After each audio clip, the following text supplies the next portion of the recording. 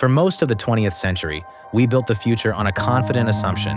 Demand would grow, cities would expand, goods would flow, infrastructure would follow. We built models to predict it. We built institutions to manage it. We built roads, ports, and corridors to move it. And we believed that if we calculated carefully enough, we could see what was coming.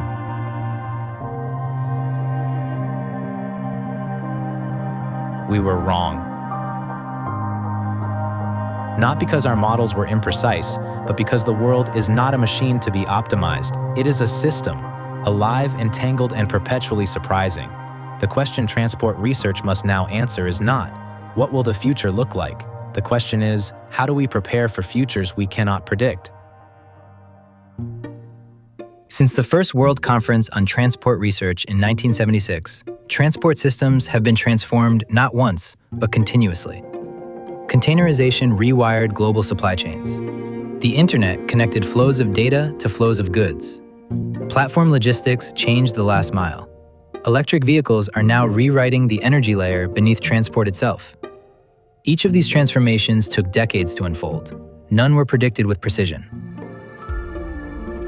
Today, we face a convergence of forces that makes the next 50 years even harder to anticipate.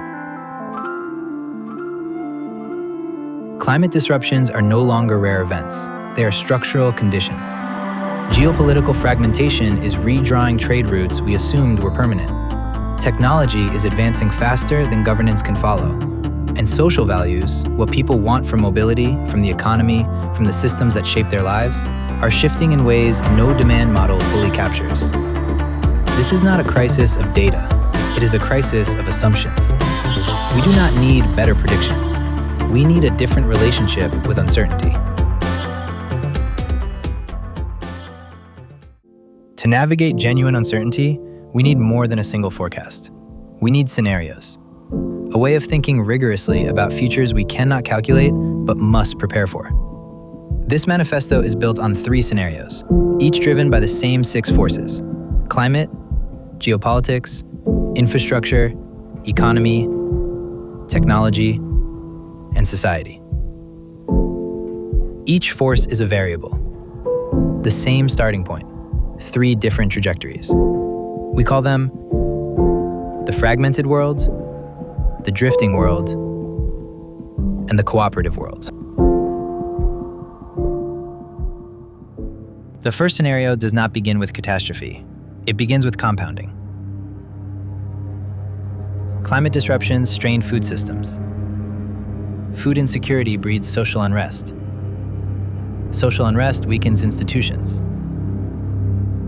Weakened institutions reduce investment in infrastructure. Damaged infrastructure amplifies the next shock. By the 2040s, global trade has fractured. Maritime routes are rerouted around conflict zones. Aviation networks are destabilized. Inland waterways, once rising in importance, fall into disrepair as maintenance budgets collapse under military spending and fiscal pressure.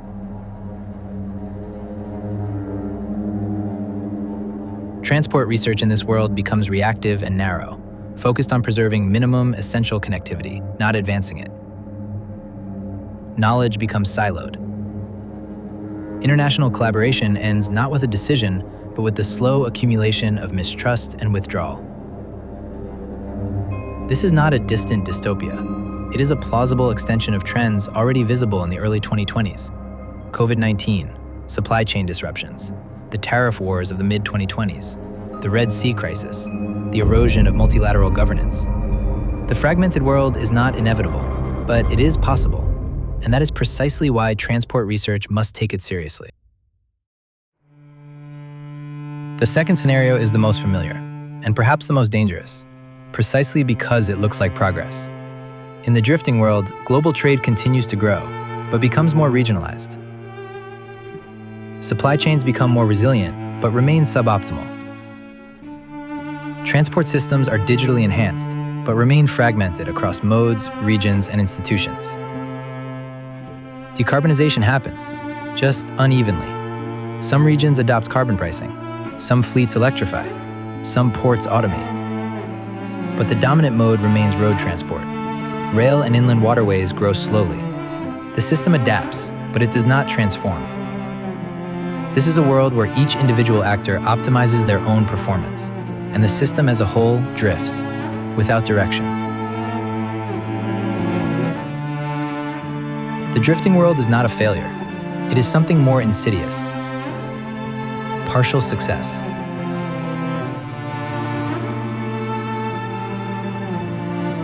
Enough improvement to reduce urgency. Not enough transformation to meet the challenge. Research in this world is applied and policy-driven, useful, but incremental. The hard questions about governance, equity, and systemic integration remain at the margins.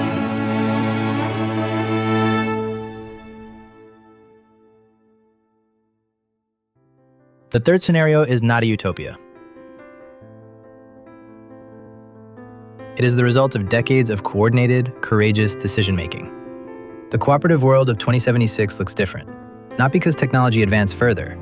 In many respects, the same technologies exist in all three scenarios. What is different is the alignment. Governance and human behavior caught up with technological possibility. Carbon pricing reform arrived early. No major great power war erupted after 2030. Multilateral institutions were reformed to govern not just emissions, but data sovereignty. Rail and inland waterways carry what they are best suited to carry. Transport in 2076 is a synchromodal, fully integrated system. Shippers no longer specify modes, they specify needs. The physical internet, once a theoretical concept, became operational reality. Capacities are shared, data flows openly. System-wide optimization replaced individual competition. Research in this world is co-produced. Academia and industry share questions, data, and results. Knowledge is a commons, open, accessible, global. The old separation between transport research and logistics practice has dissolved. This world was not given to us.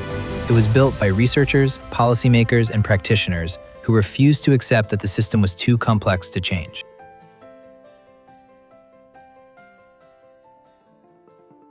Three scenarios, one starting point. What separates them? Not technology.